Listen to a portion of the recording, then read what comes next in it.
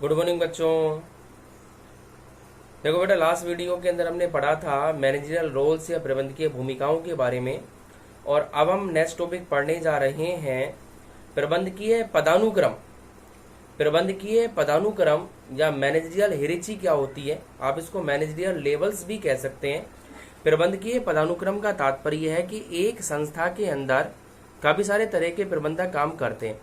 इन विभिन्न स्तरीय प्रबंधकों का क्रम क्या है, इसका तात्पर्य ये हुआ कि जैसे संस्था में 3 प्रबंधक काम कर रहे हैं, राम, श्याम और मोहन।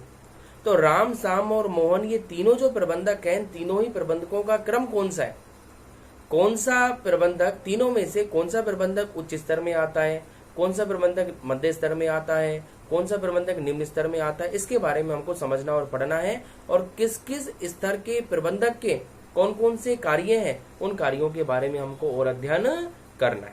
ठीक है, तो इसे हम किसके नाम से, प्रबंधकीय पदानुक्रम से इसको जानते हैं। ठीक है, एक संस्था के अंदर प्रबंधकों की जो पद स्थिति है, एक संस्था में जो प्रबंधक है, प्रबंधकों की जो पद स्थिति है वो क्या कहलाती है, प्रबंधकीय पदानुक्रम कहलाती है। इसे ही हम प्रबंधकीय पदानुक्रम के नाम से जानते हैं। ठीक है, कि विभिन्न स्तर की संस्था में विभिन्न स्तरों में कौन कौन से प्रबंधक किस किस स्तर पर आते हैं, वो प्रबंधकीय पदानुक्रम कहलाता है। ठीक है, ओके बेटा, देखो नोटबुक में देखेंगे, बुक में देखेंगे।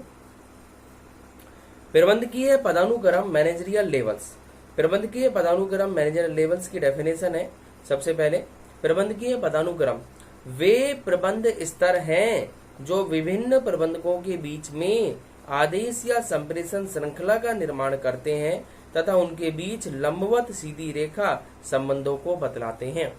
लंबवत सीधी रेखा संबंधों को बतलाने का तात्पर्य हुआ, ऊपर से नीचे की तरफ एक सीधी रेखा होती है, एक सीधी आड़ी लाइन होती है, तो उसको आप क्या बोलेंगे, वर्टिकल फॉर्मेट में ऊपर से नीचे की तरफ होती है, लंबवत क्रम में होती है, इसलिए इसको लंबवत सीधी रेखा संबंधों के नाम से जाना जाता है। संगठन संरचना में विभिन्न स्तर होते हैं जो सत्ता, अधिकार, मात्रा, पद, स्थिति आदि का अंतर बताते हैं। क्या समझ में आया कि संस्था के अंदर विभिन्न स्तर होते हैं और ये जो विभिन्न स्तर हैं वो काफी सारे अंतर स्पष्ट करते हैं। सत्ता को लेकर के, पद को लेकर के, अधिकारों को लेकर के, दायित्वों को लेकर के ये स्तर व्यक्तियों के मध्य में, काम करने वाले अधिकारियों के मध्य में अंतर को उत्पन्न करते हैं, और इन स्तरों के माध्यम से ही हम समझ पाते हैं कि अंतर किसमें कितना है, कौन उच्च स्तर का है, कौन निम्न स्तर का है, किसके पास अधिकार कम है और किसके पास अधिकार ज्यादा है। इन्हें ही पदानुक्रम कहते हैं, इन्हें ही प्रबंध के स्तर कहते हैं, इन्हें ही मैनेजरियल लेवल्स या हियरार्ची के नाम से इसको जाना जाता है। ठीक है, आगे देखेंगे। किसी संगठन में प्रबंध के पदानुक्रम कितने होंगे, यह संस्था के आकार, नियोक्ताओं के दर्शन, संगठन की विशेषताओं व सीमाओं, प्रबंधकों की क्षमताओं, अधिकारों के केंद्रीयकरण या विकेंद्रीकरण की नीति पर निर्भर करता है। ठीक है, कितने स्तर होंगे ये किस पर निर्भर करेगा, सबसे मुख्य बात है प्रबंध के स्तरों के लिए कैसे निर्धारित करेंगे कितने होंगे, तो वो सबसे महत्वपूर्ण रूप से तो संस्था के आकार पर निर्भर करता है। संस्था का आकार जिस प्रकार का जैसा होता है, प्रबंधकीय पदानुक्रम स्तर भी उतने ही ज्यादा और उतने ही अधिक पाए जाते हैं। स्तर कितने होंगे ये तो काम करने वाले व्यक्तियों की संख्या के ऊपर, संगठन के आकार के ऊपर, विशिष्टता के ऊपर कि कौन सी संस्था कितने विशिष्ट तरीके से, कितने स्पेशलाइजेशन के साथ में, कितने विशिष्टीकरण के साथ में प्रबंध के गुणों को काम में लेती है, इन सारी बातों पर स्तर निर्भर करते हैं कि कितने स्तर उसमें पाए जाएंगे। ठीक है, तो अब स्तरों पर अगर हम आ जाएं तो प्रबंध के ये जो स्तर हैं वो 3 भागों में बांटे गए हैं। प्रबंध के इन स्तरों को 3 भागों में बांटा गया है। कौन कौन से, एक तो है प्रथम स्तर, दूसरा है द्वितीय स्तर और तीसरा आता है तृतीय स्तर। ठीक है, सबसे पहले फर्स्ट पॉइंट हम प्रथम स्तर पर आते हैं। प्रथम स्तर जो है वो टॉप लेवल के नाम से जाना जाता है। इसको आप टॉप मैनेजमेंट लेवल्स के नाम से जानते हैं। ये मैनेजमेंट के टॉप लेवल्स में आता है, जिसमें संस्था के शीर्ष कार्यकारी अधिकारी, जिसमें संस्था के सबसे उच्च ओहदे पर, सबसे उच्च पदों पर आने वाले अधिकारी होते हैं, जैसे एमडी हैं, जैसे बोर्ड ऑफ डायरेक्टर्स हैं, जैसे संचालक हैं, जैसे सीईओ है, जैसे सीएफओ है, जैसे कंपनी का चेयरमैन है, जैसे कंपनी का जनरल मैनेजर, जीएम है। ये सब किस में आते हैं? ये सब उच्च स्तर के प्रबंधकों में शामिल किए जाते हैं। इन्हें उच्च स्तर के प्रबंधकों के नाम से जानते हैं। ठीक है, अब नेक्स्ट टॉपिक इसी का हम पढ़ेंगे परिभाषा के बाद में कि उच्च स्तर के प्रबंधकों का कौन कौन सा काम है। उच्च स्तर के प्रबंधक संस्था में